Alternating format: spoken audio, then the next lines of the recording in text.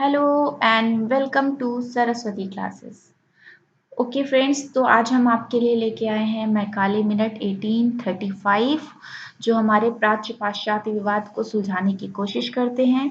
और साथ ही साथ हम ये भी जानेंगे कि इनके ही आने से हमारे जो देश में अंग्रेजी शिक्षा का बहुत ही तेजी से मतलब बढ़ने लगी थी। हमारे यहाँ अंग्रेजी शिक्षा का महत्व बढ़ गया था और कहीं ना कहीं हिंदी साहित्य की अवहेलना भी होने लगी थी। सो ये बहुत ही इम्पोर्टेंट है। चलिए पहले इसका बैकग्राउंड में जाते हैं और जानते हैं कि ये मैकाले मिनट क्यों आया, किस चीज़ के लिए आया। ठीक है, तो देखिए सबसे पहले हमारा जब हमने पढ़ा था कि चार्टर एक्ट 1813 आया था। ये बेसिकली इंडियन साहित्य को प्रोत्साहित करने के लिए आया था, यहाँ के विद्वानों को प्रोत्साहित करने के लिए आया था। ठीक है, तो यहाँ की शिक्षा को सुधारने के लिए 1813 के चार्टर एक्ट में कुछ चीज़ें इंक्लूड करी गई थी, जिसमें एक जो मेन विवाद खड़ा हुआ था वो उस पॉइंट पर कि 1 लाख रुपए की राशि जो शिक्षा के लिए दी गई थी, तो उस 1 लाख रुपए की राशि का डिस्ट्रीब्यूशन सही तरीके से नहीं हो पा रहा था। दो ग्रुप इसके लिए बट गए थे, एक तो प्राच्यवादी और एक होता था पाश्चात्यवादी ग्रुप। तो प्राच्यवादियों का मानना था कि जो 1 लाख रुपए की राशि है वो प्राच्य संस्कृति और साहित्य को संभालने के लिए, उसके प्रोत्साहन के लिए खर्च की जाए।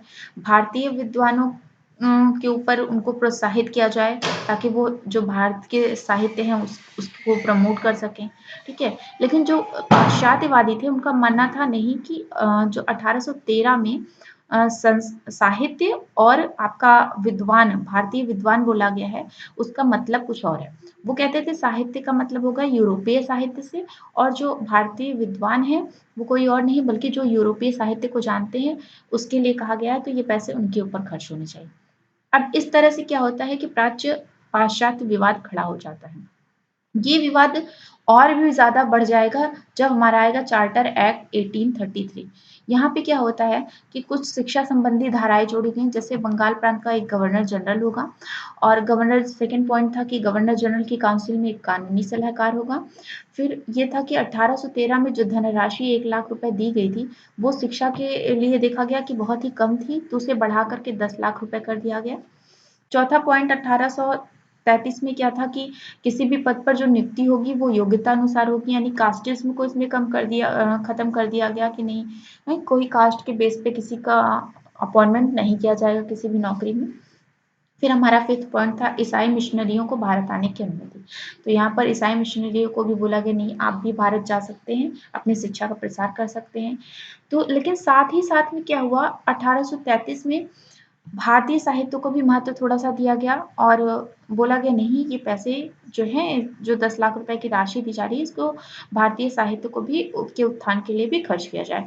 पर इस तरह से क्या हुआ कि आंग्ल साहित्य को जो सपोर्ट करते थे और जो भारतीय साहित्य को सपोर्ट करते थे, इन दोनों में कभी भी जो है सामंजस्य नहीं हो पाया। ये लोग इस चीज़ को लेकर के विवाद करते रहे। सब अपने-अपने साहित्य को सपोर्ट करना चाहते थे, अपनी एजुकेशन को बढ़ावा देना चाहते थे। तो ये विवाद धीरे-धीरे क्या हो गया, और उग्र हो गया। इस विवाद के उग्र होते ही क्या हुआ कि बेंटिक जो हमारे गवर्नर जनरल थे, जब उन तक ये बात पहुँची तो उन्होंने कहा नहीं, इसको तो सुलझाना पड़ेगा। फिर उन्होंने क्या किया कि उन्होंने मैकाले को क्या कहा कि बोला कि आप सजेशन दीजिए कि किस तरह से इस तरह के विवाद को हम सुलझा सकते हैं। फिर हमारा आता है मैकाले का विवरण पत्र। अब हम इसके बारे में जानेंगे। मैकाले का विवरण पत्र क्या था बेसिकली? हम सबको पता है कि 1834 तक तो चार्टर एक्ट 1813 की जो धारा 43 थी, जिसमें 1 लाख रुपए को लेकर के विवाद चल रहा था कि वो कहाँ कैसे खर्च किया जाए, उसको लेकर के कंटिन्यू विवाद चल रहा था। फिर क्या हुआ, इसी का परिणाम ये रहा कि धारा 43 के विवादग्रस्त बिंदुओं पर बेंटिक ने मैकाले से सलाह मांगी। ठीक है, और उन्हें क्या कर दिया कि जन शिक्षा समिति का सभापति भी नियुक्त कर दिया। लॉर्ड मैकाले ने क्या किया, प्रयास किया इस विवाद को सुलझाने के लिए। उन्होंने 2 फरवरी 1834 को अ, अट उन्होंने 2 फरवरी 1834 को क्या किया, सलाह दी, बेंटिक के पास एक सलाह भेजी और ये जो सलाह थी वही क्या कहलाई, मैकाले का विवरण पत्र कहलाई। तो हम जानेंगे कि मैकाले ने क्या-क्या सुझाव दिए थे कि किस तरह से हम प्राच्य पाश्चात्य विवाद को सुलझा सकते हैं। तो चलिए नेक्स्ट उसमें हम पढ़ते हैं कि क्या थे मैकाले के सुझाव। मैकाले ने पहला जो सुझाव दिया वो ये कि जो प्राच्य साहित्य है और जो वो प्राच्य ज्ञान है, वो उसकी शिक्षा जो है वो निरर्थक है। उनको ये लगता था कि हमारा जो प्राच्य साहित्यों में जो भी ज्ञान दिया गया हुआ है वो आधुनिक युग के हिसाब से वो बहुत ही यूज़फुल नहीं है। उसमें कुछ भी विज्ञान से रिलेटेड ऐसी चीज़ें नहीं हैं जिसको प्रोत्साहित किया जा सके। जबकि यूरोपीय जो शिक्षा है उसमें ज्ञान विज्ञान की बातें हैं और उसको जन-जन तक पहुँचाने के लिए हमें क्या करना होगा कि यूरोपीय साहित्य को बढ़ावा देना होगा। इसलिए फिर दूसरा जो उन्होंने सजेशन दिया, पाश्चात्य साहित्य की शिक्षा को महत्वपूर्ण स्थान दिया।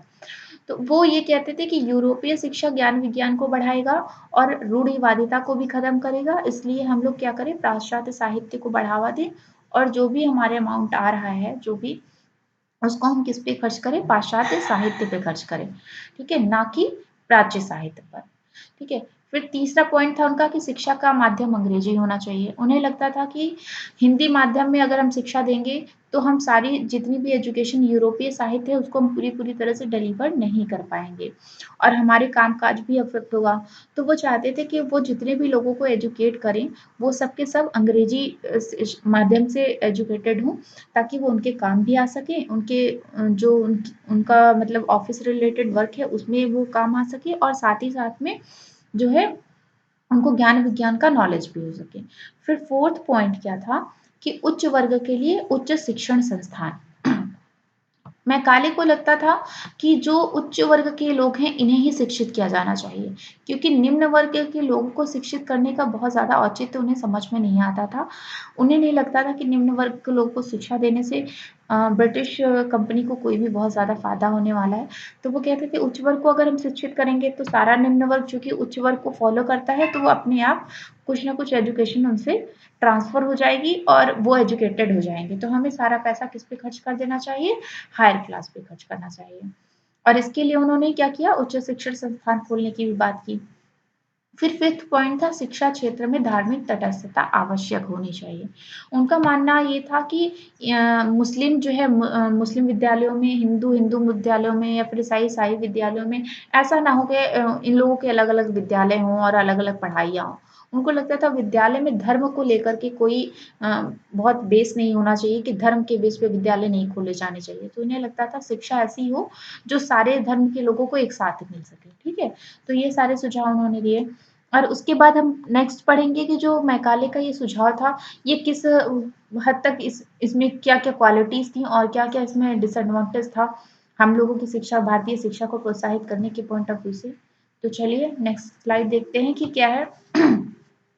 अच्छा, जब हम मैकाले के गुण की बात करते हैं, विवरक पत्र के गुण की बात करते हैं, तो इसमें हम देखिए पहला पॉइंट क्या है, प्राच्य पाश्चात्य विवाद के विषय में तर्कपूर्ण पूर्ण निर्णय। प्राच्य पाश्चात्य विवाद के विषय में तर्कपूर्ण निर्णय उन्होंने ये बोला कि जो प्राच्य पाश्चात्य विवाद खड़ा हुआ है वो साहित्य को लेकर के खड़ा हुआ है, लेकिन जो हमारा जो साहित्य है वो क्या है कि प्राच्य साहित्य जो है वो उतने काम का नहीं है, पाश्चात्य साहित्य बहुत काम का है। तो उन्होंने ज़्यादा पैसे पाश्चात्य साहित्य पे खर्च करने के लिए कहा, ठीक है? और उनको ये लगता था पाश्चात्य साहित्य जो है वो ज्ञान विज्ञान से परिपूर्ण है, तो उसकी एजुकेशन देनी चाहिए। इस तरह के तर्कों को दे कर के उन्होंने क्या किया, इस विवाद को सुलझाने की कोशिश की। हालाँकि ये थोड़ा पक्षपातपूर्ण भी था, लेकिन ऐसा हुआ। फिर सेकंड जो था वो था कि पाश्चात्य भाषा, साहित्य, ज्ञान, विज्ञान की वकालत की इन्होंने। इनको लगता था कि अगर हम अंग्रेजी में शिक्षा देते हैं, तो हमारे काम के जो वर्कर्स हैं वो भी हमें मिल जाएँगे। हम अपने कन्वर्सेशन को लोगों तक डिलीवर कर पाएँगे और हमारे यूरोपीय साहित्य को भी बढ़ावा मिलेगा और साथ ही साथ जो ज्ञान विज्ञान है, ये भी जन-जन तक फैल पाएगा। तो इसीलिए इन्होंने पाश्चात्य भाषा को ज़्यादा महत्व दिया। थर्ड पॉइंट है प्रगतिशील शिक्षा की वकालत, शिक्षा के क्षेत्र में धार्मिक तटस्थता। अच्छा, प्रगतिशील शिक्षा की वकालत इन्होंने की, मतलब ये इनको लगता था कि अगर हम लोग पाश्चात्य शिक्षा को ग्रहण करते हैं तो हमारी प्रगति ज़्यादा होगी शिक्षा के क्षेत्र में, हम लोग ज़्यादा एजुकेटेड जाएंगे क्योंकि पाश्चात्य साहित्य को ये क्या मानते थे, निरर्थक मानते थे। और इनको ये भी लगता था कि नहीं, धार्मिक तटस्थता होनी चाहिए, किसी भी शिक्षा में किसी धर्म को लेकर के एजुकेशन नहीं देनी चाहिए, ये रूढ़िवादिता को डेवलप करती है, तो इसको उन्होंने अवॉइड करने के लिए कहा। दोष क्या क्या था, चलिए ये देखते हैं। पहला पॉइंट है धारा 43 की पक्षपातपूर्ण व्याख्या। धारा 43 में लिखा गया था कि 1 लाख रुपए की जो राशि है इसी को लेकर के विवाद खड़ा हुआ था। तो इन्होंने क्या किया, धारा 43 की व्याख्या की और बताया कि नहीं, जो प्राच्य है साहित्य है इस पे ज़्यादा खर्च करने का कोई फायदा नहीं है। तो हम लोग इस पे ना खर्च करके हम लोग पाश्चात्य साहित्य पर पैसे खर्च करते हैं।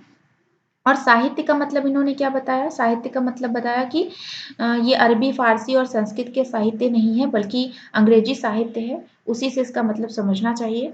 और इसी के साथ-साथ इन्होंने भारतीय विद्वानों के बारे में भी कहा कि ये मुस्लिम मौलवी या फिर संस्कृत के पंडित इन सब के बारे में नहीं है बल्कि अंग्रेजी भाषा और साहित्य के विद्वान के बारे में। तो धारा 43 की तरह इन्होंने व्याख्या कर दी, जो इनके ही फेवर में थी।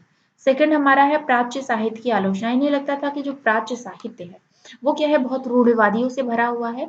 इससे क्या होता है कि रूढ़िवादियों की वजह से लोग आपस में जो है गलत भावनाओं, गलत धारणाओं को धारण किए हुए हैं और हमारी प्रगति रुकी हुई है। तो इसीलिए ये क्या करते थे, ये इस तरह की चीज़ों को, हमारे साहित्य की आलोचना करते थे। और हम जो ठीक नहीं था, क्योंकि हमारी संस्कृति, हमारी सभ्यता में बहुत सारी चीज़ें ऐसी हैं जो आज भी हम लोग उसको यूज़ कर रहे हैं और हमारा देश काफ़ी डेवलप हो चुका है। थर्ड पॉइंट था अंग्रेजी को शिक्षा का माध्यम बनाने का सुझाव। ये तो सर्वथा ही अनुचित था, क्योंकि भारत के लोगों को भी लगता था कि जब हमें हिंदी आती है, हमारी खुद की संस्कृति है, सभ्यता है और हम उसे बेहतर तरीके से अपनी भाषा में समझ सकते हैं, तो हमें अंग्रेजी शिक्षा की क्या आवश्यकता है। लेकिन इन्होंने दबाव बनाया कि नहीं, अगर आपको शिक्षा ग्रहण करनी है तो आपको अंग्रेजी भाषा ही प्रयोग करनी होगी। इसका रीज़न भी ये था क्योंकि ये चाहते थे कि इनके यहाँ क्लर्क तैयार हो सके। अगर ये अंग्रेजी भाषा में शिक्षा देंगे तो इनका कामकाज भी सुचारू रूप से चल सकेगा और जो भारतीय हैं, यहाँ से इनको क्लर्क भी आसानी से मिल जाएँगे, इसलिए इन्होंने उसे सपोर्ट किया, जबकि पूरी तरह से ये गलत था। फोर्थ पॉइंट हम देखते हैं, केवल उच्च वर्ग के लिए उच्च शिक्षा का सुझाव अनुचित। इनको लगता था अगर हम उच्च वर्ग को शिक्षित कर देंगे, तो जितना भी निम्न वर्ग है वो चूँकि उच्च वर्ग को क्या करता है, फॉलो करता है, तो वो क्या करेगा, धीरे-धीरे जो चीज़ें वो उच्च वर्ग वाले करेंगे, वही-वही चीज़ें हमारे निम्न वर्ग वाले भी करेंगे। और वो उच्च वर्ग के लोगों को ये क्या करते थे, सोचते थे इंग्लिश में शिक्षा दें, हायर एजुकेशन दें और धीरे-धीरे इनको ईसाई धर्म की तरफ परिवर्तित भी कर दें। और ऐसा करने से धीरे-धीरे निम्न वर्ग के लोग भी उसी तरफ आ जाएँगे और ईसाई धर्म को मानने लगेंगे और अंग्रेजी शिक्षा ग्रहण करने लगेंगे। फिर 5वां पॉइंट है निस्यंदन सिद्धांत की पुष्टि अनुचित। इनको लगता था कि अगर हायर क्लास के लोगों को शिक्षा दे दी जाए, निस्यंदन सिद्धांत था क्या? कि इनको लगता था अगर हायर क्लास में शिक्षा दे देंगे, तो हायर क्लास के लोगों को, चूँकि हम लोअर क्लास के लोग पूरा तरह से इसकी कॉपी करते हैं, तो वो लोग क्या करेंगे, धीरे-धीरे वो एजुकेशन जो हायर क्लास में दी गई है, वो फ़िल्टर होते-होते लोअर क्लास के लोगों तक भी पहुँच ही जाएगी। तो उनके ऊपर एक्स्ट्रा पैसे खर्च नहीं करने पड़ेंगे। इस तरह के जो कुछ गुण भी थे और कुछ दोष भी थे। अब हम पढ़ते हैं कि एक्चुअल में अधोगामी सिद्धांत, निस्यंदन सिद्धांत था क्या? इसको थोड़ा डिटेल में पढ़ते हैं, क्योंकि इससे क्वेश्चन भी आते हैं, ठीक है? तो चलिए, अधोगामी निस्यंदन सिद्धांत, that is downward filtration theory. हमारे चूँकि ब्रिटिश काल में क्या था, शिक्षा के लिए सीमित संसाधन थे और धन की भी बहुत ज़्यादा यहाँ पर अवेलेबिलिटी नहीं थी। कोई सपोर्ट करने वाला नहीं था शिक्षा के लिए, कोई पैसा नहीं लगाना चाहता था। तो जो ब्रिटिश कंपनी आई थी, वो भी शिक्षा के लिए ज़्यादा पैसे नहीं देना चाहती थी। तो जितना ही पैसा था, उसको उसको सही तरह से यूज़ किया जाए। तो मैकाले ने एक सिद्धांत दिया जिसे कहते हैं अधोगामी निस्यंदन सिद्धांत। उन्होंने क्या कहा, मैकाले ने कहा केवल उच्च वर्ग के लोगों को शिक्षा देना चाहिए, ठीक है? अगर ऐसा करेंगे तो धीरे-धीरे क्या होगा, नीचे के वर्ग तक ये शिक्षा अपने आप पहुँच जाएगी। इसी को बोलते हैं डाउनवर्ड फिल्ट्रेशन थ्योरी या फिर अधोगामी निस्यंदन का सिद्धांत। इसके पीछे इनका तर्क क्या था? ये कहते थे ऐसा इसलिए होगा क्योंकि जो समाज का निम्न वर्ग है वो उच्च वर्ग के व्यवहार का अनुसरण करता है। अतः शिक्षा क्या हो जाएगी? वो जन सामान्य तक अपने आप ही पहुँच जाएगी। तो ये हमारा बेसिकली अधोगामी निस्यंदन सिद्धांत था। अच्छा, इस सिद्धांत के जो समर्थक थे वो कौन-कौन थे? अब हम इसके बारे में जानेंगे। तो इस सिद्धांत के समर्थक थे ईसाई मिशनरी। ईसाई मिशनरियों का क्या मानना था? ये कहते थे यदि भारत के उच्च वर्ग के हिंदुओं को अंग्रेजी की शिक्षा दे दी जाए, तो वो ईसाई धर्म को अपना लेंगे और अगर वो ईसाई धर्म को अपना लेते हैं तो क्या होगा कि निम्न वर्ग के जो व्यक्ति हैं वो चूंकि उन्हीं को उदाहरण मानते हैं अपना, तो वो भी ईसाई धर्म की शिक्षा लेने के लिए तैयार हो जाएंगे। फिर हमारा सेकंड जो थे वो इस थ्योरी को मानते थे, वो थे Francis warden. Francis warden basically इन्होंने 1823 में एक विवरण पत्र दिया था और उसमें लिखा था कि बहुत से व्यक्तियों को थोड़ा सा ज्ञान देने के स्थान पर थोड़े से व्यक्तियों को बहुत सा ज्ञान देना अधिक उत्तम और निरापद है। ठीक है।